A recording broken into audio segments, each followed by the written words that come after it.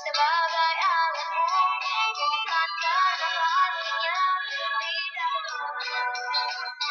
bukan juga karena baik rupamu, tetapi semua karena anugerahmu, rencanamu indah bagiku.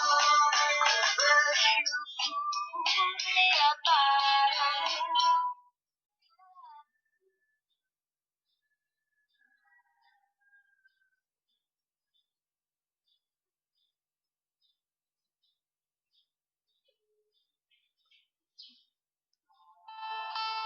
Oke, good morning grade 3. Apa kabar semuanya hari ini? Suster berharap kita semua selalu sehat selalu dalam lindungan yang Maha Kuasa. Salam jumpa kembali bersama saya Suster Valen dalam pembelajaran kita dari rumah. Pagi ini kita akan belajar tentang pendidikan agama Katolik dan budi pekerti. Kita memasuki pelajaran yang keempat, yaitu kisah tentang Yusuf. Anak-anak bisa membuka buku paket pada halaman 39 sampai 53. Oke, sebelumnya itu anak-anak, terlebih dahulu marilah kita berdoa. Sikap berdoa yang sopan. In the name of the Father, and of the Son, and of the Holy Spirit. Amen. Tuhan yang Maha Baik, ajarilah kami untuk menggunakan kemampuan yang telah Engkau berikan pada kami, agar dapat mengatasi setiap kesulitan dan cobaan yang kami hadapi di dalam hidup ini. Amin. In the name of the Father, and of the Son, and of the Holy Spirit. Amen. Oke, baiklah anak-anak, kita melihat tujuan pembelajaran kita hari ini. Setelah pembelajaran ini, siswa diharapkan untuk mampu 1. Menceritakan kisah hidup Yusuf yang menderita hingga menjadi penguasa di Mesir. Dan yang kedua, dapat menjelaskan bahwa prestasi diraih dengan kerja keras dan keteguhan hati dalam menghadapi berbagai kesulitan dan cobaan dengan pertolongan Tuhan.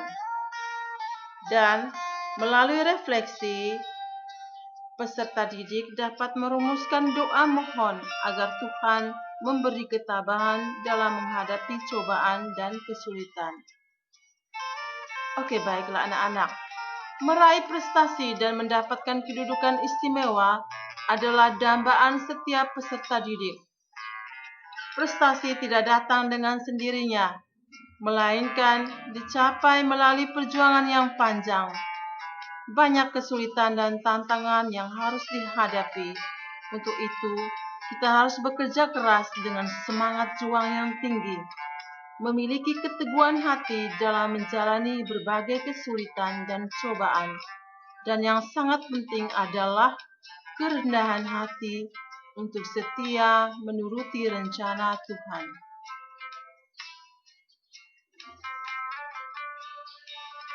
Tuhan Allah mewujudkan karya keselamatannya melalui berbagai cara. Selain kebahagiaan dan kegembiraan, pengorbanan atau penderitaan juga menjadi bagian dari keselamatan Allah. Melalui pengorbanan atau penderitaan yang ditanggung dengan rela, Allah sering melakukan karya pembebasan atau penyelamatannya. Yusuf lahir ketika Yakub berusia 90 tahun. Yakub, sang ayah, sangat menyayanginya. Ayahnya memperlakukannya secara istimewa untuk mengenang Rahel ibunya. Bukan salah Yusuf ketika saudara-saudaranya kemudian menjadi iri. Tidak ada rasa ketakutan sama sekali ketika Yusuf diminta sang ayah untuk mencari kakak-kakaknya di padang.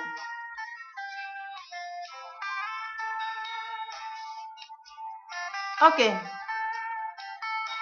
baiklah anak-anak, mari kita mengamati gambar.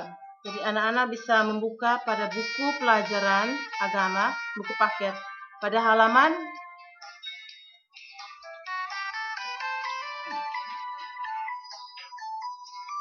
Oke, silakan lihat seksama buku halaman 41.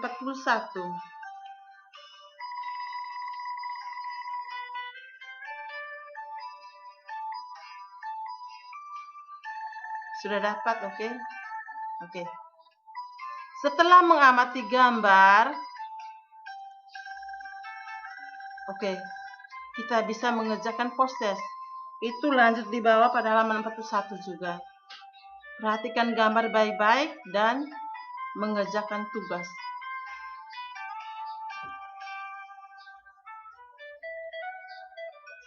Rangkaikan gambar A sampai F itu bisa dibuat dalam cerita pendek dengan melihat gambar itu.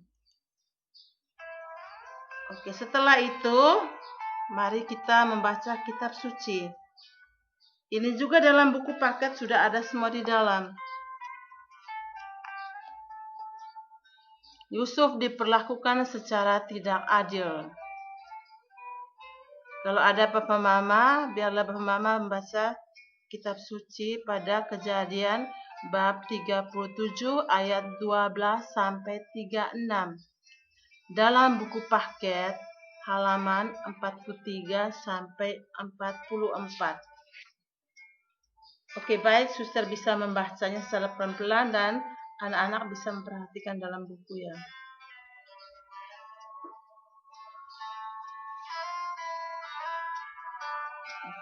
Yusuf diperlakukan secara tidak adil. Yusuf adalah anak yang paling disayang oleh Yakub. Hal itu membuat saudara-saudaranya iri dan benci padanya. Kebencian itu semakin bertambah ketika Yusuf menceritakan mimpi-mimpinya. Yusuf bercerita, "Saya bermimpi, kita sedang bekerja di ladang mengikat berkas-berkas gandum. Berkas-berkas kalian mengelilingi dan sujud menyembah berkasku." Pada hari berikutnya, Yusuf menceritakan lagi mimpi yang lain. "Dalam mimpi saya melihat matahari, bulan, dan 12 bintang mengelilingi saya yang berdiri di tengah-tengah." Hal yang sama ini diceritakannya pula kepada ayahnya. Maka ia ditegur oleh Yakub ayahnya. "Mimpi macam apa itu? Masa aku, ibumu, serta saudara-saudaramu sujud menyembah engkau sampai ke tanah?" Maka makin bencilah saudara-saudaranya kepada Yusuf. Suatu hari, Yakub menyuruh Yusuf menyusul saudara-saudaranya yang sudah lama menggembalakan ternak. Maka pergilah ia mencari saudara-saudaranya. Akhirnya ia berhasil menemukan saudara-saudaranya itu. Ketika ia mendekat, saudara-saudaranya saling berbisik, "Lihat, tukang mimpi kita datang. Mari kita bunuh dia lalu lemparkan ke dalam sumur. Nanti kita katakan kepada ayah bahwa binatang buas telah menerkamnya. Kemudian kita akan lihat apa yang terjadi dengan mimpi-mimpi itu." Namun rencana itu dicegah oleh Ruben, kakak sulung mereka. Ia berkata, "Jangan kita bunuh dia, jangan menumpahkan darahnya. Lemparkan saja dia ke dalam sumur, tetapi jangan diapa-apakan dia." Ia berkata demikian karena ingin membebaskan Yusuf. Demikianlah begitu Yusuf sampai, mereka langsung mengeroyoknya, menanggalkan jubahnya yang indah, dan melemparkannya ke dalam sumur. Kemudian mereka duduk makan. Tak lama kemudian, tampaklah rombongan pedagang dari Midian lewat dengan untanya menuju Mesir. Yehuda berkata, "Apa untungnya kita membunuh adik kita? Jangan kita apa-apakan dia karena dia saudara kita. Lebih baik kita jual saja." Saudara-saudaranya yang lain setuju. Maka Yusuf diangkat dari sumur dan dijual kepada pedagang yang lewat itu dengan harga 20 sikal perak. Setelah itu saudara-saudaranya pulang dan menceritakan kepada Yakub bahwa Yusuf mati dimakan binatang buas. Yakub sangat berduka karenanya. Semua anaknya laki-laki dan perempuan menghiburnya. Tetapi Yakub berkata, "Tidak, biarlah saya berkabung sampai menyusul anakku mati."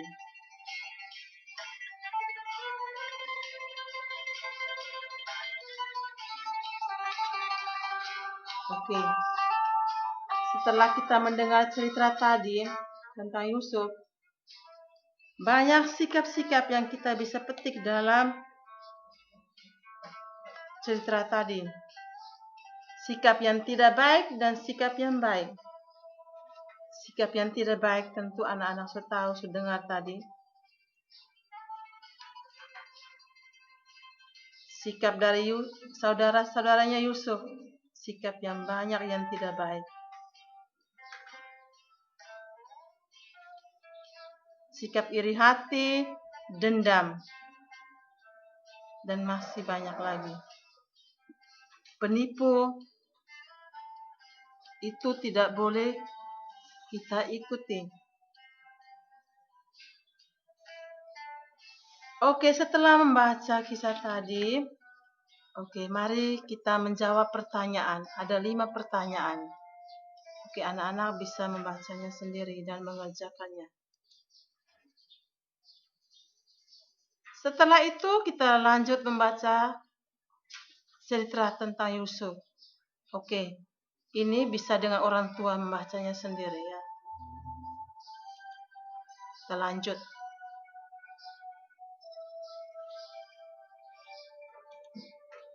Kesimpulan dari cerita tadi, bahwa budak adalah sosok yang paling rendah, paling hina dan sama sekali tidak terpandang. Namun dengan perbuatan-perbuatan baiknya, kerja keras, keteguhan hati, kejujuran, dan kebijaksanaannya sebagai orang yang beriman kepada Allah, Yusuf berhasil mengangkat derajatnya jauh melampaui kebanyakan orang. Yusuf dipercaya untuk menjadi penguasa. Meskipun disakiti, dibuang, difitnah, dipenjara, tidak ada dendam dalam hati Yusuf.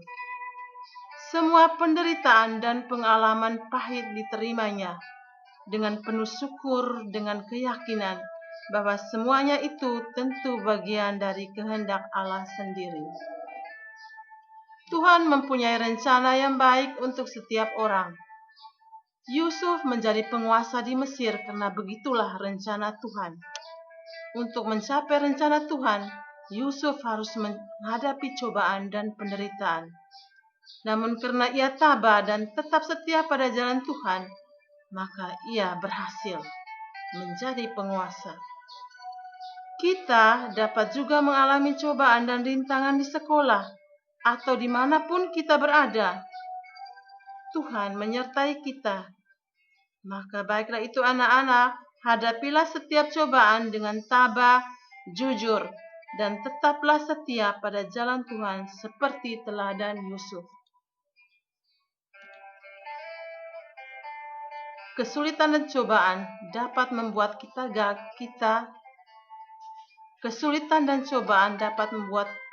gagal ataupun kita meraih cita-cita. Tetapi kesulitan dan cobaan dapat dikalahkan jika kita tabah dan terus berjuang. Tuhan selalu menyertai kita, terutama di saat kita menghadapi kesulitan atau cobaan. Berdoalah agar Tuhan memberimu kemenangan untuk meraih cita-citamu. Oke, Baiklah anak-anak, mari kita berefleksi. Sikap berefleksi bagaimana suster sudah ajarkan toh? Duduk yang sopan.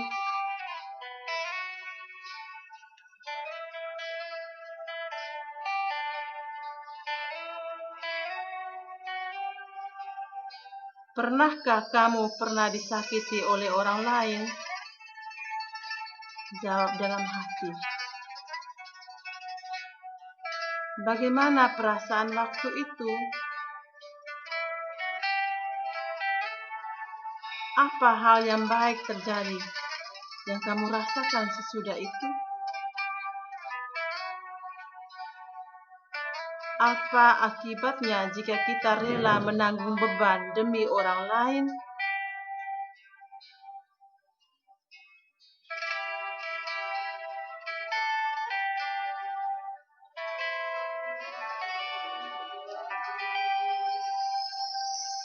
Oke, ini suster berikan rangkuman, nanti anak-anak bisa mencatatnya pada buku catatan supaya bisa dipelajari. Oke. Setelah itu kita mengerjakan evaluasi. Ada pilihan ganda 5 nomor dan uraian 5 nomor. Gampang-gampang saja. Oke, untuk menutupi pelajaran kita hari ini, marilah kita berdoa. In the name of the Father, and of the Son, and of the Holy Spirit. Amen. Ya Tuhan yang baik, berilah kami ketabahan dan kekuatan dalam menghadapi setiap cobaan dan rintangan untuk berhasil mencapai cita-cita kami. Amin. In the name of the Father, and of the Son, and of the Holy Spirit. Amen. Baik, anak-anak, kita akhiri pelajaran kita hari ini. God bless you. Thank you very much dan sampai jumpa.